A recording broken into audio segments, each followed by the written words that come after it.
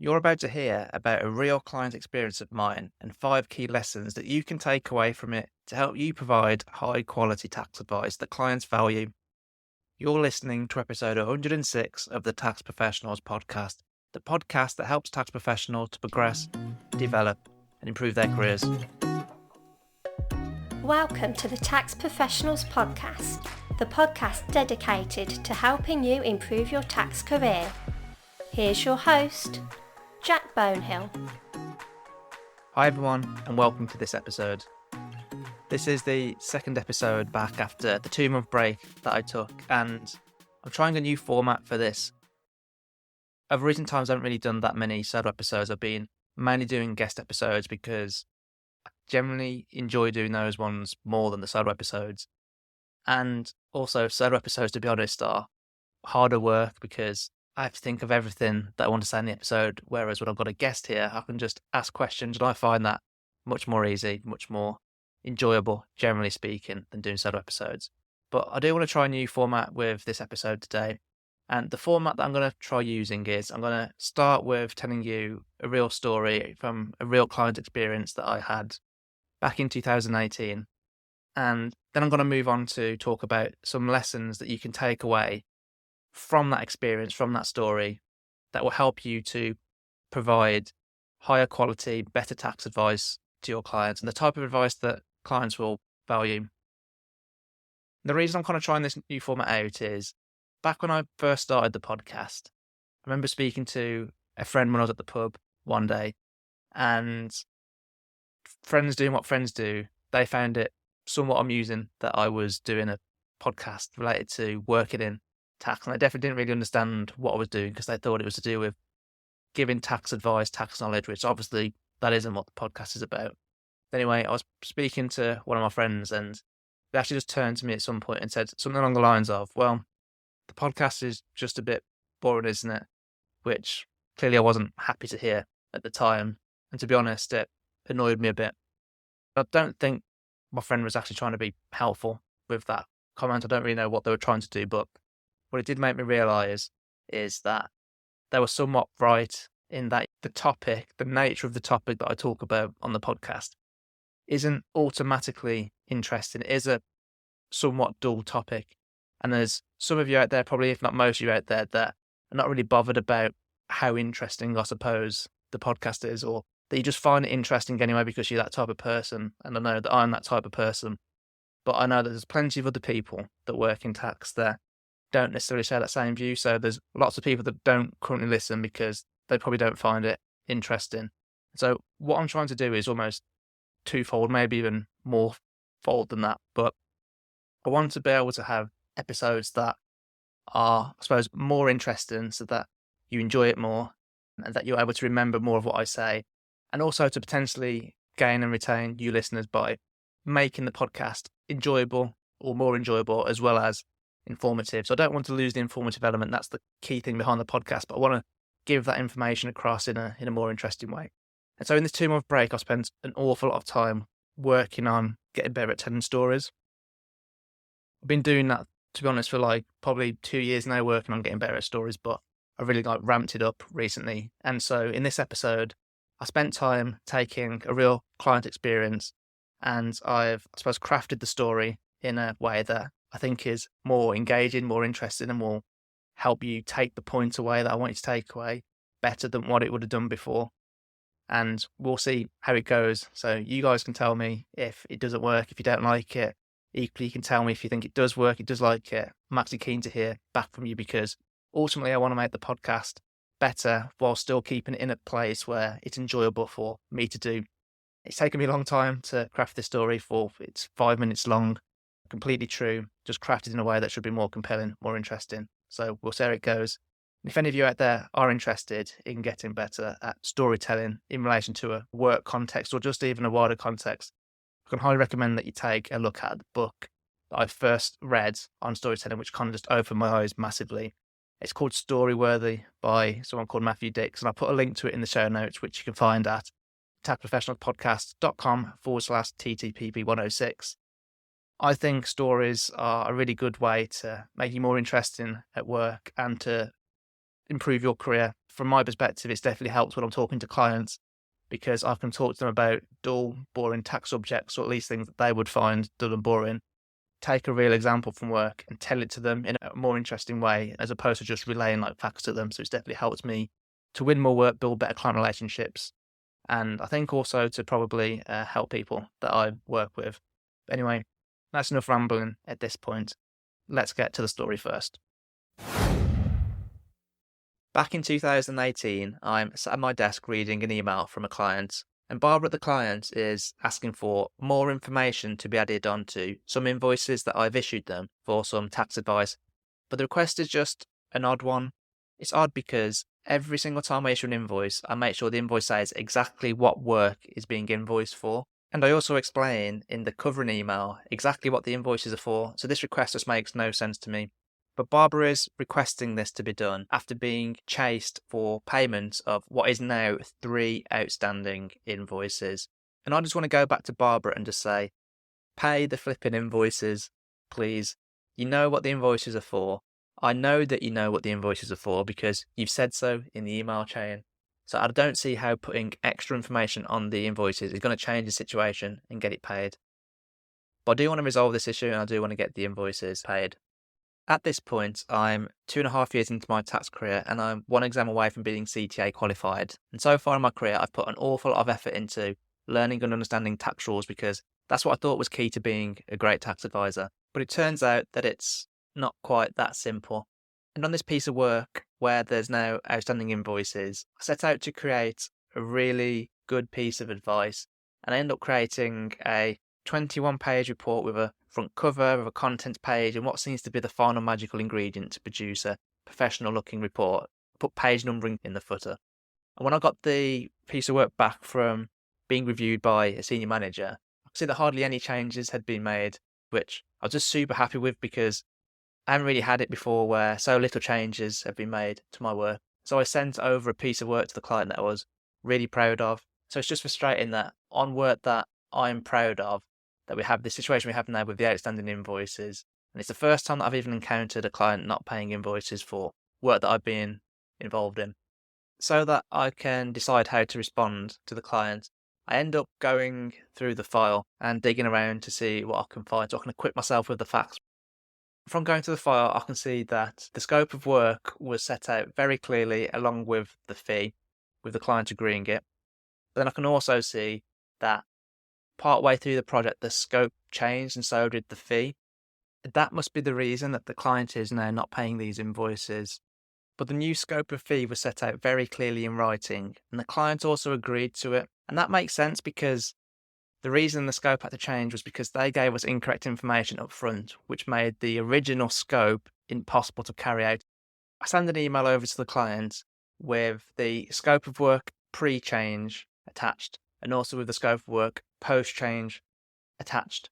And also I attached the invoices, this time with additional information on them, even though I think it's pointless and it's not going to achieve anything. But I'll do it in an attempt to get the client to pay the invoices. I hear nothing back from the client, but about a month later, I see an email sent to the client by a colleague, and the colleague is actually the partner of the team. And in the email, it says that, I hope that you feel that we're now back on track. And I'm thinking, we weren't on track. I'm not a fan of the wording because it seems to suggest that the outstanding invoices are our fault when really it's just the client being unreasonable. And so it certainly isn't the wording that I use, but the partner knows what they're doing. And so it is what it is. And in this email, there's a summary of the advice previously given, which is more work given to a client that's not paying our invoices. About a month later, I get an email from the partner after they've had a call with the client. And in the email, it says that the client is looking for workable and definitive advice, which is to say that the client thinks the advice is neither of those things, which is just disappointing to me after all that effort that I put in and that I sent over a piece of work that I was proud of. The partner ends up driving about 2.5 hours down to the client, pulls onto the car park, and then the client cancels the meeting, so they have to drive all the way back. But the situation for me isn't about the outstanding invoices and whether or not they were paid. But it was the first time that I was really hit hard with the facts that giving good advice is not just about being technical. I was told it previously, but I never really fully believed it. And in this situation, if I could have provided this advice in a way that was workable and definitive, then maybe, just maybe, these invoices wouldn't have been outstanding. So I hope that story came across at least fairly well. I spent a lot of time on it, which doesn't mean it's good, obviously, but it got to a point where I thought, I spent so much time trying to craft this story at this point. I think it's decent, at least, so let's just release it at this point, and then in the background, I'll continue working on storytelling and getting better at it. So there's 5 lessons that you can take away from this experience that I'm just going to talk you through now. And I'm not going to provide loads of detail around each one because I want to keep it kind of short and punchy. And if you're interested in, I suppose, really learning how to provide high quality tax advice that clients value and will really just kind of propel your career forward, then I can suggest you take a look at my tax advice masterclass. And the next one of these is in November this year, so November 2024. You can go on over to the taxprofessionalspodcast.com/masterclasses to get full details on to enroll. And you can also get a link in the show notes for this episode at the taxprofessionalspodcast.com/TTPP106. Point number 1 then that you can take away from this experience of mine, and that is that being technically correct doesn't make the tax advice automatically good. It's just an essential part of it. So by technically correct, I mean that what you said isn't wrong from a tax perspective, and then it's right from a tax perspective. But in this case, the advice I provided was technically correct. But it seems that, at least from what the partner told me, is that the client didn't see it as a good piece of advice. And that makes sense because the invoices weren't paid, and there was no other good reason as to why the invoices weren't paid. So whenever you're providing advice, you need to acknowledge that just because it's technically good doesn't mean it's a good piece of advice, and so you need to work on other things too to actually take your advice from just being correct to good advice. The second point that you can take away from this experience is that your advice should be workable, and that word workable is a word that the partner used when describing what the client wanted out of the advice, which was to say that the client felt like my advice wasn't workable, which I think is somewhat unfair, but I can also appreciate why the client may have felt like that at the time. The way I wrote it, the wording that I used was probably a little bit complicated for that client in hindsight. I should have simplified it, used simpler wording, and I was giving them something that they could easily work with. So I don't think it's that the advice I gave wasn't workable, it just wasn't easy for the client to work with it and to do something with it. And really, a good piece of advice should be very easy for the client to work with, for them to do something with. And in this case, it wasn't based on the words that I'd used, the way I laid it out, and just the things that I said. So it needs to be very easy for the client to use, not someone who works in tax to use and to understand. And related to this, so lesson takeaway number 3 is that your advice should be definitive. And you might be thinking, well, sometimes it's not possible to be definitive. And it wasn't in terms of the tax outcome in this case that I was working with. I was working with a very grey area of employment tax, which is employment status, probably the most grey, the most subjective area. So I can't definitively say, it's not possible to definitively say whether someone is or isn't an employee for tax purposes in all circumstances. And this was one of those circumstances where it wasn't possible to definitively say either way. But what I could have done to make the advice definitive for the client, even though the tax rules that underpin the advice were not, is I could have said something like, well, our opinion is this, and therefore we recommend that you act like this. And then suddenly it becomes more definitive for them. They can do something with that. They know where we sit. They haven't got kind of just, well, it could be this and it could be that. That isn't definitive, and clients don't like that. And in this case, I wasn't definitive. I didn't say what our opinion was as to whether these people were employees for tax purposes or not, and therefore the client didn't really know where we sat, and they felt like they couldn't really do anything with it. So point number 4 to take away then from this experience is that you really do need to talk in the client's language and make it bespoke to them, bearing in mind what they like, what they understand, what they know, how they like to be spoken to. Everything, you need to take all of that into account to make your advice as good as possible. So in this case, I actually think that was the biggest downfall for this piece of advice, and why the client found it to not be workable and found it to not be definitive. I think if they were a bit more technical, they're a bit more, I suppose, the type of people that easily understood complicated things, I think the advice would have been fine. This client wasn't in that camp at all. And I think if I would have changed my language and spoke to them in a way that they would have understood, I think they would have probably found it workable. I think they would have probably found it definitive. And I think they'd have been much happier with it. So really, that was probably the biggest downfall in this piece of advice here. And the last point that you can take away from this experience with me is that just writing a big report or a long piece of advice, that does not equal good advice. And generally speaking, I would say the opposite. Smaller pieces of work, smaller pieces of advice, less words used is something that clients appreciate more than something super long. So in this case, I made the decision to use a report format because I thought that's what they would appreciate more. It looked fancier. It almost felt more expensive. And whilst it might have felt more expensive, the advice element of it, because there was more words, there's more information to sift through, would not have been as well received by the client. So do not fall into the trap of thinking that just having more pages, more words, more paragraphs, whatever, makes the advice better and more valuable. Always aim to have your advice as short as possible because clients can get through it quicker, they can digest it quicker, and they will just appreciate that a lot more. So in summary then, the 5 takeaways, the 5 points you can take away from my experience here, that being technically correct doesn't make the advice good, it's just an essential part for good advice. That your advice should be workable, your advice should be definitive, your advice should be presented in the language in a way that the client will understand, and it should be bespoke to them, bearing in mind what they like, what they understand, and all those things. And then the last point is that just because the advice is longer, it doesn't make it more valuable. Shorter to the point advice is often the most valuable to clients. So that's it for this episode then. So hopefully you liked this different format, this different layout for a certain episode. I enjoy doing it quite a lot, but I'm keen to know what you think. So please do feel free to reach out to me, maybe on LinkedIn if you got me on there. If not, you can connect with me. Or you can even just send me an email at jack@thetaxprofessionalspodcast.com. And on LinkedIn, you can find me by searching for my name, which is Jack Bonehill. And Bonehill is just one word. So show notes for this episode can be accessed at thetaxprofessionalspodcast.com/TTPP106.